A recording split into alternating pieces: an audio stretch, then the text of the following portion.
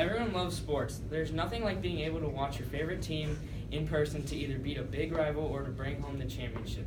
However, in order to have professional sports come to your community, you have to have a venue for them to be played. Sports stadiums are the perfect place to enjoy a variety of sporting events, but they cost money to build and maintain. This is why spending money on building sports venues helps the community, increases local spending, and provides adequate return on investment.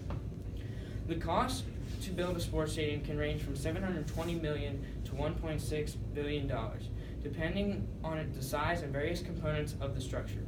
While this amount of money seems extraordinary, the outreach and impact to the local community where it is housed cannot be underestimated. Given the approximately 71% of Americans attend a sporting event at least once a year annually, having a venue closer to home will likely result in attendance to these types of events to increase.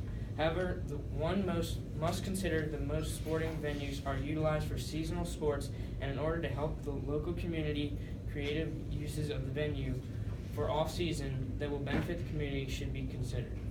Some examples would include using the facility for a home show, a local running event, or a concert series. Life is like a box of chocolates, and being creative will broaden the utility of a stadium and allow potential year-round use depending upon location and allow the community to reach higher to help draw more visitors to their city. Public funds used for the stadium or arena have the ability to generate new revenues for a city when the city receives new spending by people from outside the area who otherwise would not have to come to town. The funds cause area residents to spend money locally that would not have to been spent otherwise. The funds keep turning over locally, thereby creating new spending. Additionally, when a stadium is built, it creates new jobs in the region.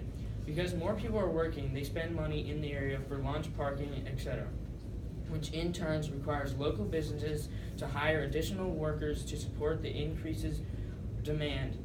Therefore, the dollars keep turning over locally. Sports stadiums can provide an adequate return on investment if the process is thought out correctly. Cities should bargain as a group with sport leagues, thereby counterbalancing the league's monopoly power. Another strategy is to insert provisions in facility lease that deter team relocation. Cities may also have provisions requiring them to pay tens of millions of dollars if they vacate a facility prior to lease expiration. Cities trying to hold onto a franchise can also invoke eminent domain, as did Oakland when the Raiders moved to Los Angeles in 1982 and Baltimore when the Colts moved to Indianapolis in 1984. In the Oakland case, the California Court of Appeals ruled that condemning a football franchise violates the Commerce Clause of the U.S. Constitution.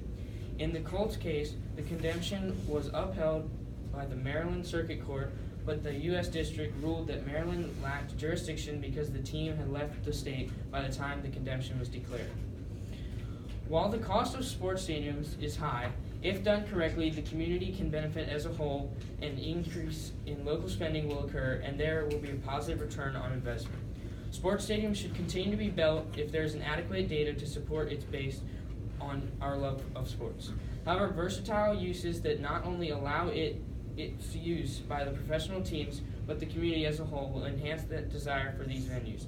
That is why spending money on building sports venues helps the community, increases local spending, and provides adequate return on investment.